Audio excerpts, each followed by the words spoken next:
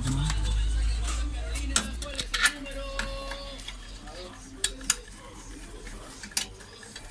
Voy a probar si esta bobina está mala.